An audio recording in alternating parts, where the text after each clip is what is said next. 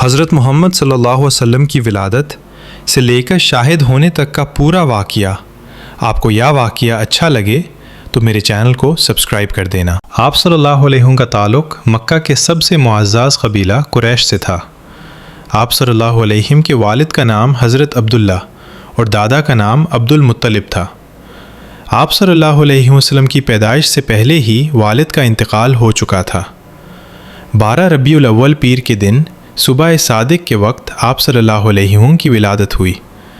اس وقت مکہ میں عجیب نور چھا گیا اور ایران کے بادشاہ کا محل لرز گیا۔ بچپن اور یتیمی کا سفر عرب کے رواج کے مطابق بچپن میں آپ صلی اللہ علیہ وسلم کو حضرت حلیمہ سعدیہ رضی اللہ عنہا کے پس دیہت میں بھیجا گیا تاکہ آپ صاف زبان سیکھیں اور صحت مند ہوں۔ حضرت حلیمہ کے گھر آپ صلی اللہ علیہ وسلم کے قدم رکھتے ہی برکتیں شروع ہو گئیں۔ 6 سال کی عمر، والدہ حضرت امینہ کا انتقال ہوا۔ 8 سال کی عمر، دادا حضرت عبد المطلب کا سایہ بھی اٹھ گیا۔ پرورش، اس کے بعد آپ صلی اللہ علیہ وسلم کی پرورش آپ کے چاچا حضرت ابو طالب نے کی۔ صادق اور امین کا لقب۔ جوانی میں آپ صلی اللہ علیہ وسلم نے تجارت شروع کی۔ آپ صلی اللہ علیہ وسلم کی سچائی اور ایمانداری کا یہ عالم تھا کہ دشمن بھی اپنی امانتیں آپ صلی اللہ علیہ وسلم کے پاس رکھتے تھے، اسی لیے پورا مکہ آپ کو صادق اور امین کہہ کر پکارتا تھا۔ 35 سال کی عمر میں آپ صلی اللہ علیہ وسلم نے حضرت خدیجہ رضی اللہ عنہا سے نکاح کیا، جو وقت کی بہت بڑی تاجر تھی۔ جب آپ صلی اللہ علیہ وسلم کی عمر 40 سال ہوئی تو آپ اکثر مکہ سے دور غار ہیرا میں اللہ کی عبادت کرتے تھے۔ ایک دن فرشتہ جبرائیل علیہ السلام اللہ کا پہلا پیغام لے کر آئے، پڑھو اپنے رب کے نام سے جس نے پیدا کیا۔ یہیں سے نبوت کا آغاز ہوا۔ آپ نے پہلے چھپ کر اور پھر کھلے عام اسلام کی دعوت دی۔ مکہ کے کافر آپ کے دشمن بن گئے۔ آپ صلی اللہ علیہ وسلم کے راستے میں کانٹے بچھائے گئے۔ سجدے کی حالات میں اونٹنی کی اوجری دلی گئی۔ آپ صلی اللہ علیہ وسلم اور آپ کے خاندان کو 3 سال تک ایک گھٹی میں قائد رکھا گیا، جہاں آپ نے درختوں کے پتے کھا کر گزارا کیا۔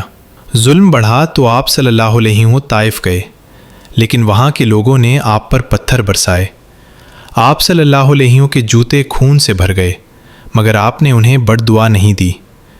اسی مشکل دوران میں اللہ نے آپ کو معراج پر بلایا، جہاں آپ نے آسمانوں کی سیر کی، جنت دوزخ دیکھی اور اللہ سے ملاقات کی۔ یہیں 5 وقت کی نماز فرض ہوئی۔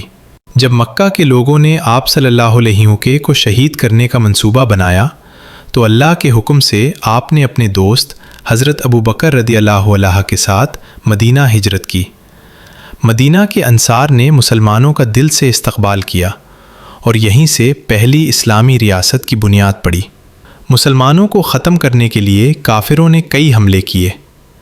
جنگ بدر، 330 مسلمانوں نے 1000 کے لشکر کو ہرایا۔ جنگ احد، مسلمانوں کے لیے ایک سخت امتحان تھا۔ جنگ خندق، مدینہ کے گرد خندق کھودی گئی اور دشمن کو ناکام کیا گیا۔ 8 ہجری میں آپ صلی اللہ علیہ وسلم کے 10,000 صحابہ کے ساتھ مکہ داخل ہوئے۔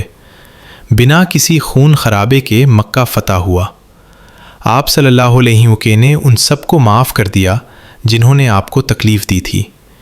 یہ تاریخ کی سب سے بڑی عام معافی تھی۔ 10 ہجری میں آپ صلی اللہ علیہ وسلم نے آخری حج کیا۔ آپ صلی اللہ علیہ وسلم فرمایا، کسی عربی کو اجمی پر اور کسی گورے کو کلے پر کوئی فضیلت نہیں سوائے تقوی کے۔ 12 ربیع الاول 1001 ہجری کو آپ صلی اللہ علیہ وسلم کے اس دنیا فانی سے پردہ فرما گئے۔